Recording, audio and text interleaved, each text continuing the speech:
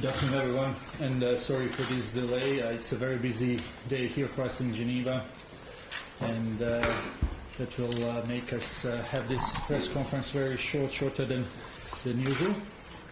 Journalists online, it's clicking raise hand to ask questions, those dialing in *9. Today we have Dr. Tedros, Dr. Silly Brian, Dr. Mike Ryan, that I don't really need to introduce specifically.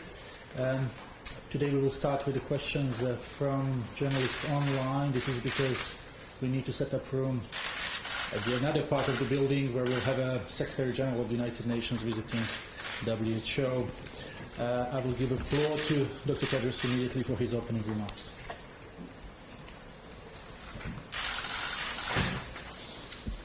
Yeah, thank you, Tariq, and good afternoon, everyone. Let me start, as always, with the latest numbers. As of 6 a.m. Geneva time this morning, China has reported a total of 77,362 cases of COVID-19 to WHO, including 2,618 deaths. In the past 24 hours, China has reported 416 new confirmed cases and 150 deaths. We're encouraged by the continued decline in cases in China. Earlier today, the WHO China Joint Mission concluded its visit and delivered its report. As you know, the team has traveled to several different provinces, including Wuhan. The team has made a range of findings about the transmissibility of the virus, the severity of the disease, and the impact of the measures taken. They found that the epidemic peaked and plateaued between the 23rd of January and the 2nd of February, and has been declining steadily since then. They have found that there has been no significant change in the DNA of the virus. They found that the fatality rate is between 2% and 4% in Wuhan and 0.7% outside Wuhan. They found that for people with mild disease, recovery time is about 2 weeks, while people with severe or critical disease recover within 3 to 6 weeks.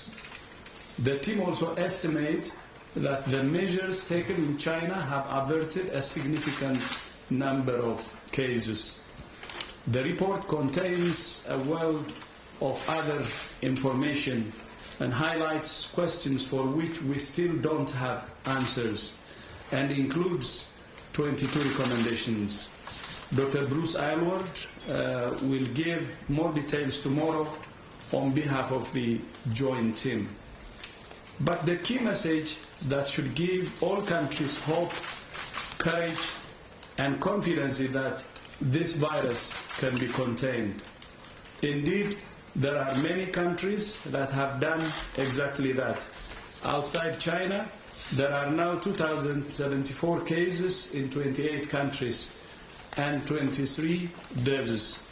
The sudden increase of cases in Italy, the Islamic Republic of Iran, and the Republic of Korea are deeply concerning.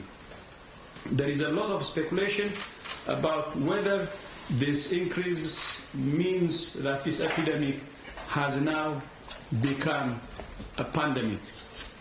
We understand why people ask that question. WHO, as you know, has already declared a public health emergency of international concern.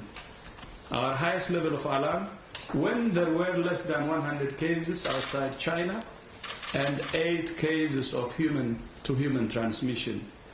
Our decision about whether to use the word pandemic to describe an epidemic is based on an ongoing assessment of the geographical spread of the virus, the severity of disease it causes, and the impact it has on the whole society.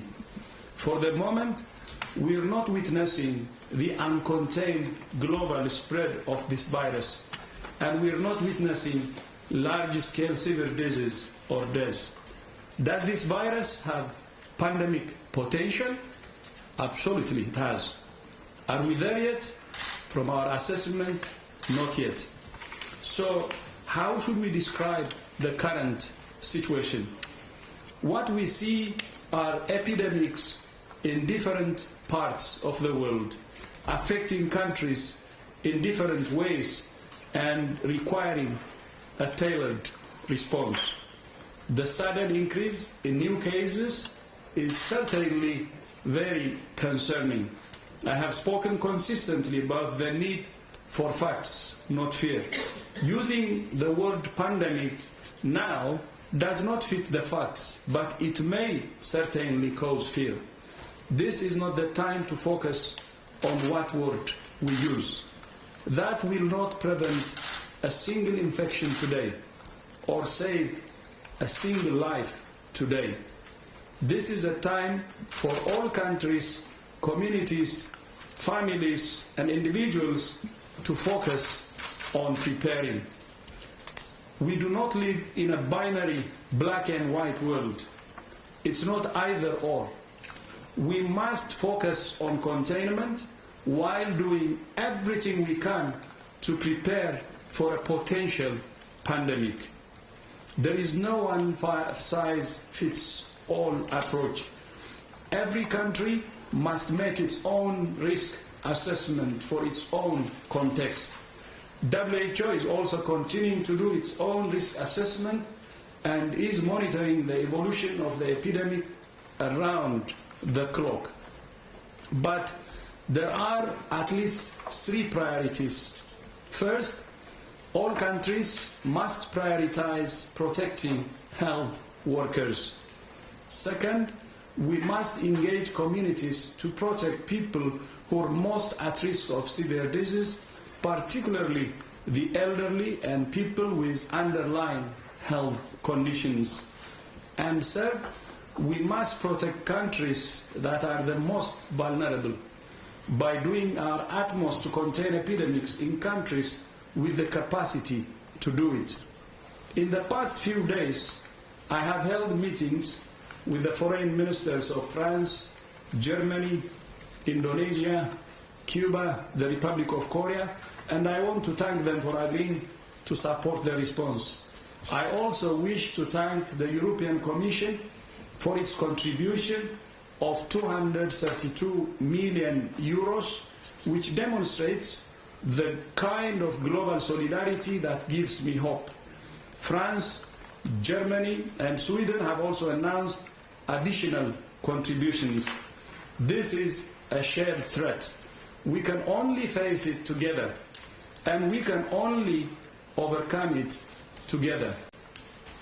When we act together, countries, regional and global health organizations, the media, the private sector, and people everywhere, our collective strength is formidable. Alone, we lose. Together, we win. I thank you. Thank you very much, Dr. Tedros. Before we start with questions, some of you may know Chinese health authorities have organized press conference at the end of the International Expert Team mission, where Dr. Bruce Aylward and the national counterparts have talked in more details about their findings. As we speak now, we are sending you audio file from this press briefing, so you can hear more about that. And with that, we will start with questions from our colleagues online. I'm calling on Politico. If you can hear us and maybe introduce yourself. Yes, hi, can you hear me? If you can just speak a little bit louder, but we can hear you. Yes, hi, this is Ashley from Politico. I just wanted to know, are the contributions to the urgent funding appeal, the majority are still in pledge stage. When is this funding expected to be received by the WHO? Thank you for that. Yes, the most of the funding is currently in pledge stage, but we do have mechanisms in-house for firm pledges that we can begin to spend against those pledges immediately, and we are making arrangements with Raoul Thomas and Jane Ellison to do just that. So we should be able to start expending funds against firm pledges in the coming days. Thank you very much. Just to remind everyone, very short questions, as we don't have much time. We are now calling on, as I said, we will take a few questions from online first, because our colleague Chris has to go. Helen Bransfeld, very fast. Helen, short question. Hi, thank you very much for taking my question. I tried to listen to the audio from Beijing today, and I was unclear at times whether Dr. Aylward was recommending that other countries take the measures that China is taking. Is WHO suggesting that when the virus arrives in a new location, that countries should effectively try the lockdown approach that China has used?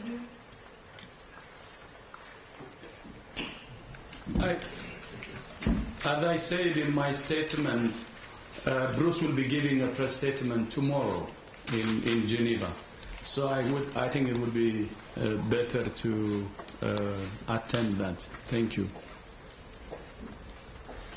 Thank you very much. Yes, we will have a Bruce Aylward tomorrow. But as I said, you can already listen. For those who have not been listening, you can listen what he has said as we are sending audio file. Let's go to CNN China, if we can hear from China. Hello. Okay, we don't have CNN China. Let's then go quickly to the room here. Stefan, please. Yes, Stefan Lusal, the Tony newspaper. Two questions. First, about Iran, the surge of new cases. Apparently, there is a very high mortality rate if we compare to the number of cases and the number of deaths. So if you could elaborate on that. And second question is about Switzerland. Do you recommend any specific measures as far as the exposure to Italy is concerned? Thank you. Switzerland and Italy and the exposure, obviously they have specific measure on the border. Thank you.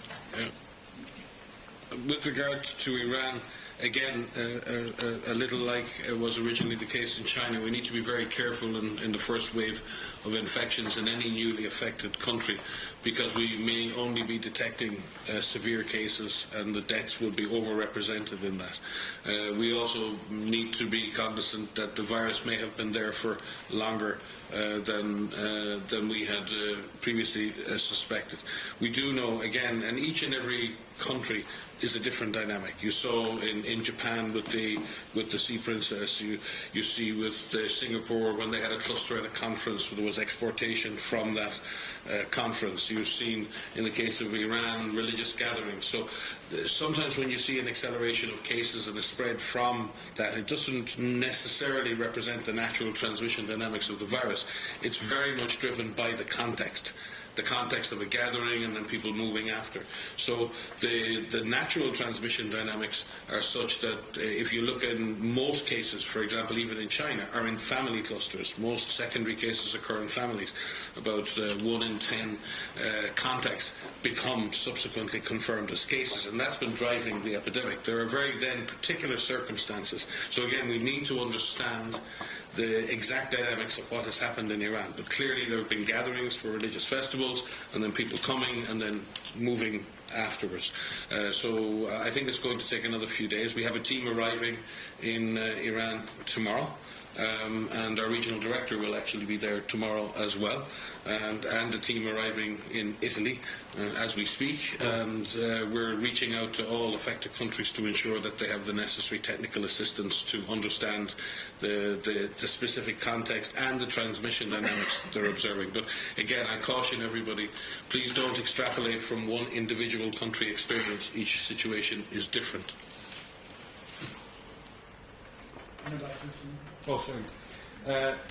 No, I think there are, again, the European Union and Switzerland and other European countries have been working closely together to maintain their open borders and to manage this risk collectively.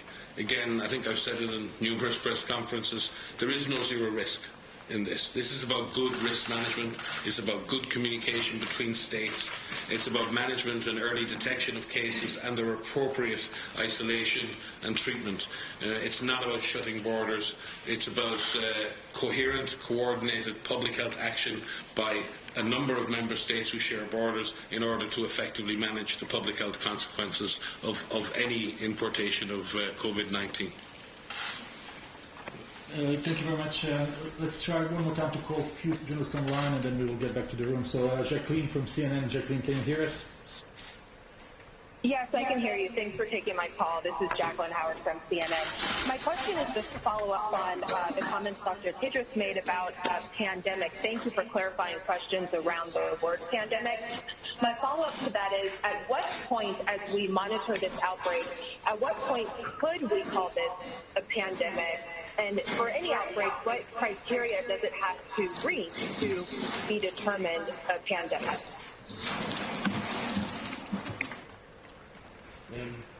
Sylvie may wish to come in on this. Pandemic comes, I think, from the Greek pandemos, which means everybody. Demos meaning the population, pan meaning everyone. So pandemos is a concept where there's a belief that the whole world's population would likely be exposed to this infection, and potentially a proportion of them fall sick, and we've seen it in influenza. It occurs in different waves. So pandemics of influenza can be sometimes called a lot earlier, because we know we've had previous pandemics, and we know with influenza that when there's highly efficient community transmission, as we see with seasonal flu, that the disease does spread around the world, and it has proven that time and time again. So it's much easier to say a pandemic will occur in an influenza situation. What we don't understand yet in COVID-19 are the absolute transmission dynamics. And look what's happened in China. We've seen a significant drop in cases, huge pressure placed on the virus, and a sequential decrease in the number of cases. That goes against the logic of pandemic. Yet we see, in contrast to that, an acceleration of cases in places like Korea, and therefore we're still in the balance.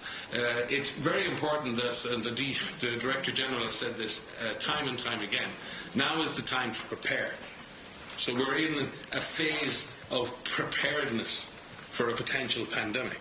That doesn't stop anyone doing what they need to do. We've had enough countries now import disease. It is time to prepare. It is time to do everything you would do in preparing for a pandemic. But in declaring something a pandemic, it is too early. We're still trying to avoid that reality. We're still trying to avoid that eventuality, and countries are having success in doing that. So let's focus on what we can do and what we need to do, which is prepare. And when we mean prepare to detect cases, prepare to treat cases, prepare to follow contacts, prepare to put in place adequate containment measures. It's not 100 different measures. There are probably 5 or 6 key interventions, and the Director General outlined them in a speech, and Sylvie may wish to comment on this as well. Yes, thanks a lot. And I think whatever is the situation, as Mike highlighted, what is really important to understand is that the situation will be different in different contexts. And so that's why local and national risk assessment is so important, because this is how you can really tailor the intervention to the context. And even in one given country, the situation may be different in different provinces, for instance. And so that's why it's so important now to get prepared and to grab these nuances, and so that we can put in place effective interventions. And one of the comments also is that each disease has a different trigger. And what we know for flu, because flu has been hitting the humanity with different pandemics, 3 in the past century and 1 is in this century. So we have more experience of this kind of disease, and it's easier to define triggers for when we are in pre-alert and when we are really...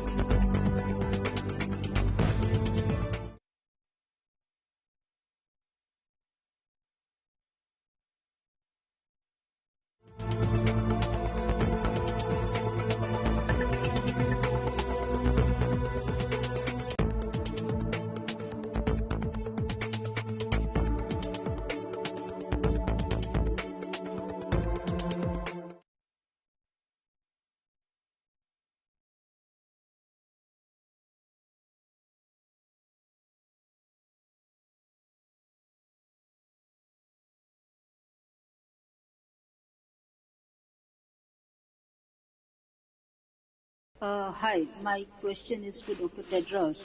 Dr. Tedros, you were meeting the officials of African CDC the other day and you were taking a stock of preparedness. Can we have some sense as to how many laboratories in different countries of Africa are prepared to do testing of the samples, and how many countries do have such a facility? Yeah, thank you. Also, if you could just give a sense about how much are these countries prepared to launch a quarantine if required at any point in time? How much are they prepared? What? The second one. Second one. Okay. So I will take the first one. As you know, at the start of this outbreak, there was only one country that could do the testing. Now we have 41 countries, and we're moving into the rest of the countries that haven't developed the capability. But the meeting of the African Union Ministers of Health was very, very important because it helps in continental preparedness and also national level preparedness. And they had a consensus on both. And they have agreed to do all they can, because it's the national preparedness which is really central to fight for the potential arrival of this virus in the continent. Yeah. With regard to preparedness to implement public health measures like case detection, isolation, quarantine, in fact, paradoxically, countries in Africa have quite a deal of experience in dealing with detection of specific syndromes. Africa has been leading the world in polio surveillance, in surveillance for hemorrhagic fevers, which is a hemorrhagic syndrome, with cholera, which is a watery diarrhea syndrome, for Lassa fever and for yellow fever. So countries in Africa have been dealing with the identification, isolation and contact tracing for many different diseases. The challenge in this particular case is that this is a respiratory disease, and the systems in Africa historically have not been as well developed for that. But WHO, with its partners in the Global Influenza Surveillance Network, has been doing quite a bit of work over the last 5 years, since the last pandemic, in strengthening the capacity of African public health systems to detect and implement respiratory disease surveillance, particularly acute lower respiratory tract infection surveillance. So we believe that the surveillance systems are in place, but what we need to do is connect clinicians in the hospitals with the surveillance systems, with the laboratories. So those basic capacities exist, but it's the same for all countries, even Italy and everywhere else. The issue in a crisis is not having the individual capacities. It's making those capacities work together in a coherent and coordinated fashion. We've seen that with polio eradication. It's not just about the individual capacities. Coordination, governance, and the ability to drive a coherent response over a long period of time. And we've seen that in Ebola. It's taken 1.5 years in Congo to develop and implement a comprehensive multi-agency, multi-organization capacity to contain Ebola in Congo and prevent it reaching surrounding countries. So I think Africa has quite a track record. We need to support those systems, and there are countries in other parts of the world who also have weaker health systems, and we also need to support them. Thank you very much. We'll take a few more questions from the room, and then we will have to go. Yes, please. First question, and then Catherine. And then we will probably have to move on.